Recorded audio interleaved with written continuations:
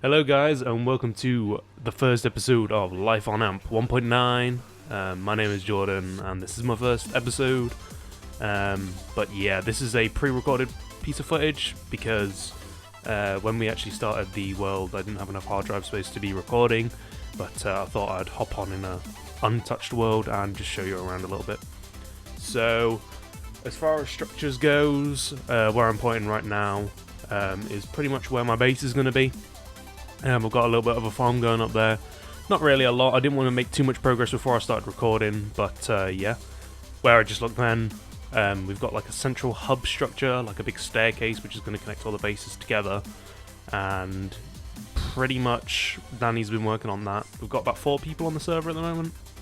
We're hoping to get a couple more people on, a couple more friends, but yeah, that's what we're looking at the moment. Where we just was is where our first base was and where the little shop front that we're creating is, so that's more or less where we started to sort of get our resources together and stuff like that, which you'll see in the next clip that you're going to be seeing. Over there is the end stronghold.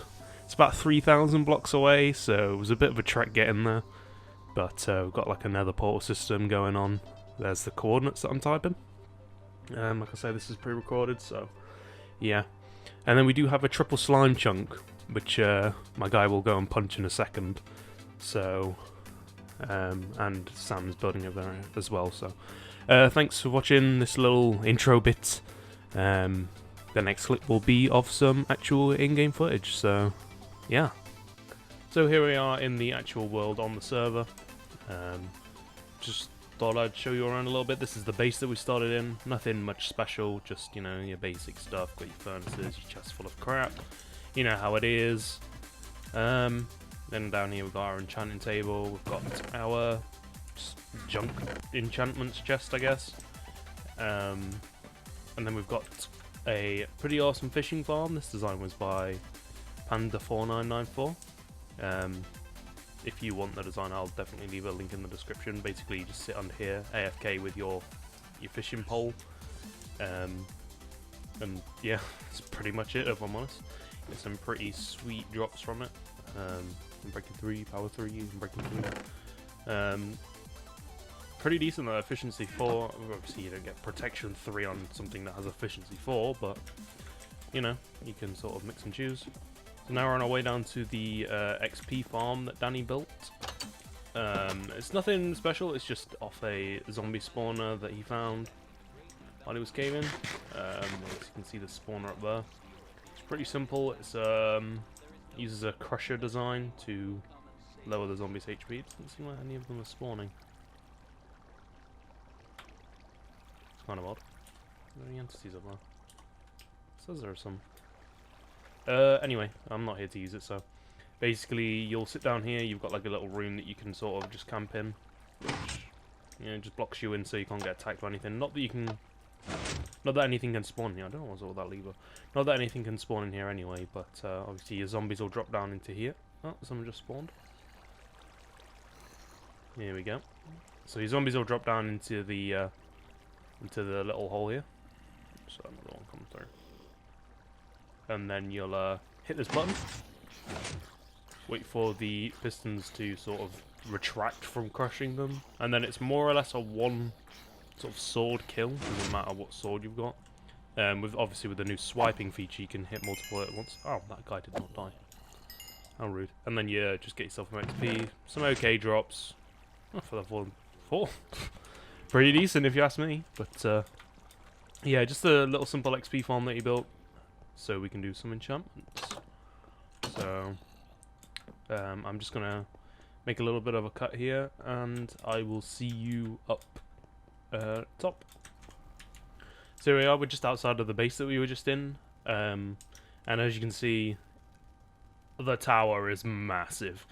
I kind of hinted at it in the little preview beforehand, but yeah, it is pretty damn big. Danny's more or less built this on his own. We sort of designed it together, but he's put the hours in, and it's looking pretty good if you ask me. It's nearly done. I think he only needs one more layer after the one that he's working on now. I'll show you the view from up there in just a moment, but Here we've got the only shop currently. This is going to be the shop front sort of around this sort of cliff, where people can sort of just, you know, put their little shops down, whatever. This isn't really a shop. I built this, but it's not really a shop. It's just a place that you can come and get some beef and leather. Beef and leather. Beef and leather. Okay? Well, you can get some, you get some beef, you know. It's not much, it's just cows in a trap. It's a little design that I made. Nothing particularly special. Obviously you come down here, feed your cows, force them to make babies, and the babies just kind of fly out like you just saw. I didn't know they flew out so aggressively. Yeah, but you feed your cows, wait for your babies, and then there's a automatic cooking system. As you can see, the dispensers just there. Dispense lava buckets for about 2 ticks, I think it is, and then retract them, and then you get yourself a bunch of cooked meat. I'm not going to be showing that because the cows down there will just die and it will be completely pointless. But yeah, I'll quickly show the redstone down there. It's very messy in here. I am not a redstone genius or anything like that. It just uses a 1-tick clock, which is this thing. Which then goes into a second 1-tick clock with a little bit of delay. So this clock activates the dispensers, then that clock activates the dispensers to put them away, and there's about 2 to 3 ticks of, well, 3 ticks based on that of delay, so that the cows get nice and cookified. But yeah, I'm no redstone genius. I don't pretend to be. I just wanted something that worked and that fit the bill. So, following the path down here, I made this path. It's nothing special, just wanted to make it look a bit lived in. And a creeper kind of blew up in the middle of it, and a tree got destroyed. And Danny tried to rebuild the tree, and I honestly didn't notice for the longest time that he'd done this with the tree, but isn't it beautiful? It's I have no words for it. But yeah, I'm going to take the very long journey to the top of these steps, and I will see you when I'm there. So, as you can see, we are now at the top. My render distance is a little bit low. Let me just turn that up a tiny bit. So you can see the world around us. Expect some lag here, as my computer struggles to load the world around. But as you can see, we are pretty high up. We are at y equals 204. Obviously, this is amplified terrain. And yeah, it's pretty tall. I don't know how many blocks have gone into this, but I'm pretty sure a lot of oak and birch trees have died during the making of this tower. So yeah, this is the top floor. As you can see, Danny's put a sign saying height has been achieved. That's my base over there. So I'm pretty sure this is the exact same height, if not a couple blocks higher. But the goal is to have a big platform basically here, and then it's going to stem out to, I think Danny's building over there, obviously my base, and I'm pretty sure Callum's going to be building over there, so we might have a lower platform with the bridge on, but I'm not entirely sure how that's going to work.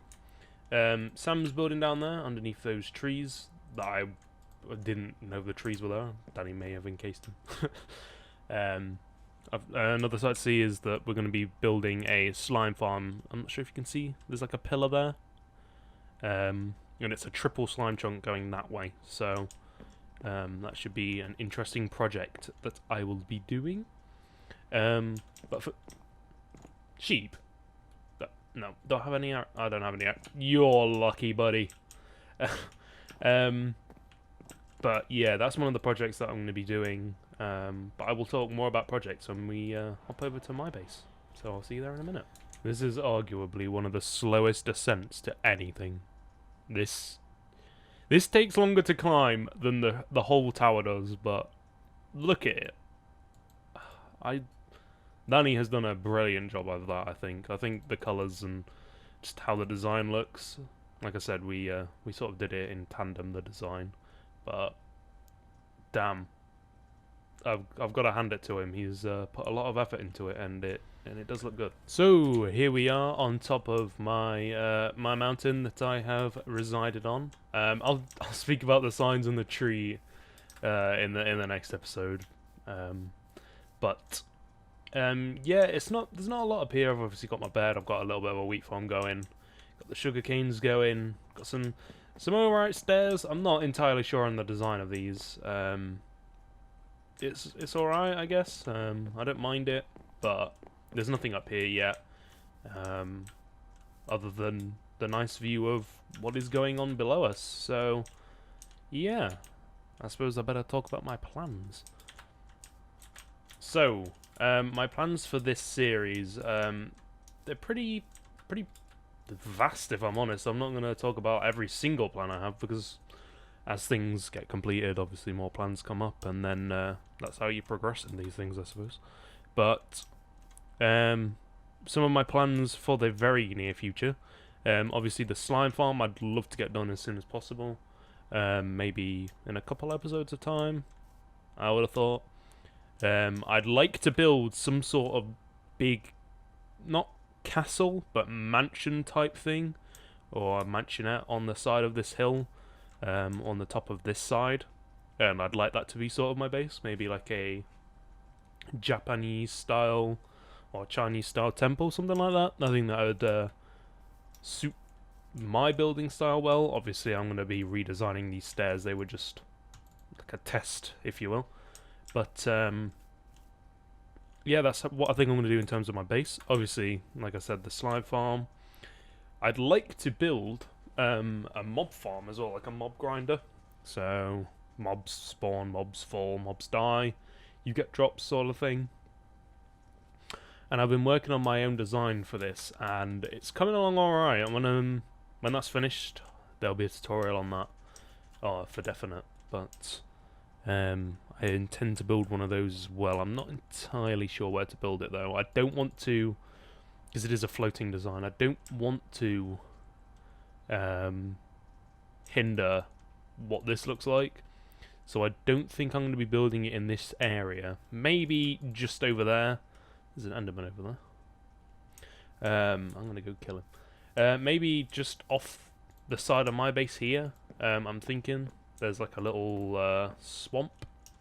And I'm thinking maybe I build it just over the swamp or something like that. So I'm not entirely sure where I'm going to place this farm, but I do know that I do want to build it, just to get some bones, some string, etc. Because we can't really farm them at the moment. You can see an ugly platform down there on the bottom left of the screen. I did build that. That was a little mob platform just for basic killing of mobs, but not a lot really spawn there. Do I have feather falling? No. Okay, I'm just going to get him to come up. Where did you go, buddy? Hey! There he is. Okay, he disappeared again. Now I'm scared. But yeah, they're my plans for the series, really. Obviously, want to get iron farm in the spawn chunks. Probably one of Tango Tech's designs, as he's the only really the only person that's kind of doing that at the moment. I'm not sure if he's got a design explicitly for 1.9, but I do believe his 1.8 design, the Iron Titan, still works. Is it the Iron Titan? Yeah, I think it's called the Iron Titan. I can't remember off the top of my head now. I'll put a thing if I'm incorrect. So, but yeah, that's pretty much my goals and a little tour of the server that we've got going so far. So, yeah, that's pretty much it, if I'm honest. If there's still a little bit of time left after the episode, I might do like a little mining time lapse or something like that. But if not, then I guess I'll see you in the next episode, guys. Thank you for watching, and I'll catch you later.